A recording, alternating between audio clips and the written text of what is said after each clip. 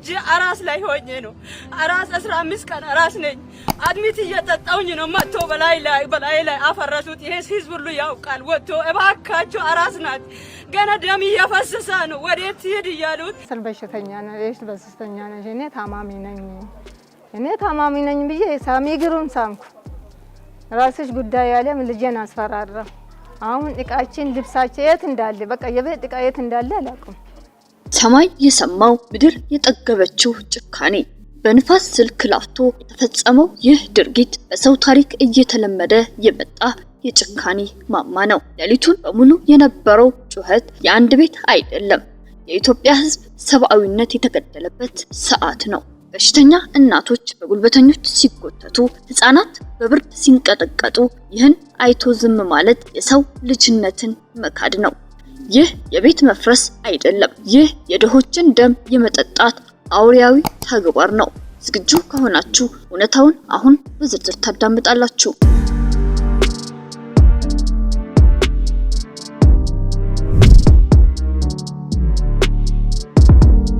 በንፋስ ስልክ ላፍቶ ክፍለ ከተማ የተፈጸመው ድርጊት ከወንጀል በላይ በሆነ የጭካኔ ጥግ ነው።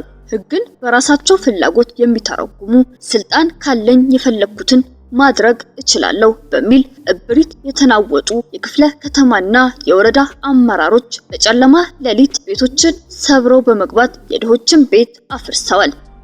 ይህ የሆነው ህዝቡ በእንቅልፍ ውስጥ ሳለ ምንም አይነት ቅድመ ማስጠንቀቂያ ሳይሰጥ ህጋዊ አቤቱታ የማቅረብ እድልም ሳይሰጥ ነው። ና የካቲት 1 ነው እኔ ከቤት የወጣሁት። በውድቅ ተለሊት 11 ሰዓት ላይ መጥቶ ነው እቀን ይዞ እንትን ሲል ማዘዣ ስጠኝ ማለትም የተወሰነልኝ ወይ ህገወጥ ቤትም ከሆነ ህገወጥ ነው የሚለውን ማስረጃ ስጠኝ ማለትም በፍርድ ቤት ጉዳይ ላይ ስላለሁኝ ውሳኔ የተሰጠ ከሆነ የውሳኔ ወረቀት ስጠኝ ማለትም የካቲት 16 ፍርድ ቤት ቀጠሮ አለን። ይሄ ቀጠሮ እያለን ነው ከቤት ያስወጣኝ። ከዛ ላይ መጨረሻ ላይ ስሟገተው የሚከራከር ያቃቢ ይጓል አይደለ የክፍለ ከተማው አቃቢ ይጓ የሰጠኝ ውሳኔ አለ አለኝ። ይሄን በማስመልከት ነው የካቲት 1 ላይ ከቤት ያስወጣኝ። እስከን ማለትም ወንድሜ ከነሚስቱ 2 ልጆች አሉት። እኔ ከነልጆች 4 ልጆች 4 ነን ከኔ ጋር ከቤተሰቦች ጋር በውድቅ ተለሊት ያስወጣን 11 ሰዓት ተኩል ነው ግቢውን ሰብሮ የገባው። በርኩበት ቦታ በሙሉ ምላሽ ላገኝ አልቻልኩም። አንዲት በካንሰር ህመም በአልጋ ላይ የነበረች እናት መድኃኒቷን እንኳን ሳትይዝ በፖሊስ ተጎትታ ወደ ጎዳና ተዳርጋለች።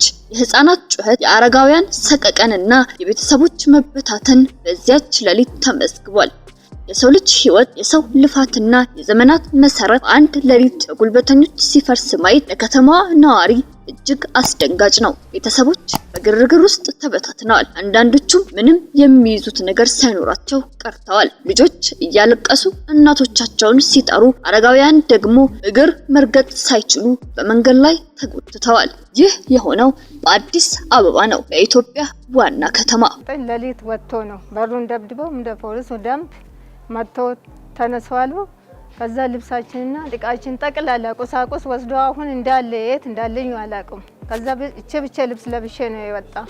ከዛ እኔ ታማሚ ነኝ ጨረር ልገባ ነው በእናታቸው እኔ ታማሚ ነኝ መንግስት ደግፈኛል እኔ ካንሰር በሽተኛ ነኝ እኔ ታማሚ ነኝ ብዬ ሳሚ ግሩም ሳምኩ ራስሽ ጉዳይ ያለም ልጄን አስፈራራ። አሁን እቃችን ልብሳችን የት እንዳለ በቃ የቤት እቃ የት እንዳለ አላውቅም። ከቤት እንደወጣን ነው ሰው ላይ ነው ጎዳና ነው የወደኩ ከነ ልጄ ጎዳና ነው የወደኩ። አሁን ድረስ እኔ ስራ የለም ልጄ ስራ። ነገር ግን አድምጡ፣ ይህ ግፍ የተፈጸመው መላው የአዲስ አበባ ነዋሪ በ90 ቀናት ውስጥ የቀበሌ ቤቶች ይፈርሳሉ በሚል ሰበር ዜና ውስጥ ሆኖ ነው። በከፍተኛ የቤት እጦት ስጋት ውስጥ ባለበት ወቅት ህዝቡ የት ሊወድቅ ነው ብሎ በየቀኑ በጭንቀት እየተዋጠ ባለበት ሰዓት እነዚህ የስልጣን ጉልበተኞች የህዝቡን ቁስል የሚያመረቅዝ ሌላ ሰደድ እሳት አቀጣጥለዋል። አረጋውያን፣ አቅመ ደካሞች እና ዝቅተኛ ገቢ ያላቸው የህብረተሰብ ክፍሎች ነገስ የኔ ቢሆንስ በሚል ሰቀቀን ውስጥ ገብተዋል። ህዝቡ በቤቱ ውስጥ ተቀምጦ ሰላም አጥቷል።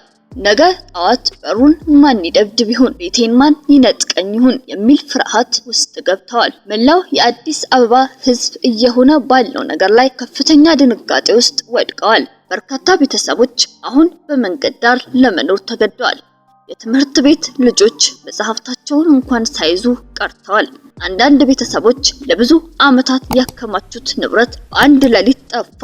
ይህ የሆነው ለምን? ምክንያቱም እነዚህ የስልጣን እብሪተኞች ህዝብን እንደ ቁጥር እንጂ እንደ ሰው ልጅ አይመለከቱም። የህዝቡን ጩኸት ሳይሰሙ፣ የህዝቡን እንባ ሳያዩ ህግን እንደ መከላከያ ሳይሆን እንደ መሳሪያ ይጠቀማሉ።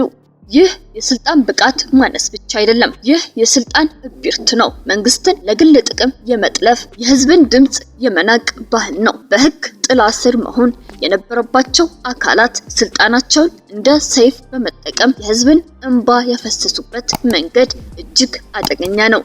የስልጣን መዋቅሩ ተበክሏል። ህዝቡ የሚጠይቀው አንድ ነገር ብቻ ነው። በዚህ የስልጣን ጉልበተኞች ዘመን ማን ይደርስልናል?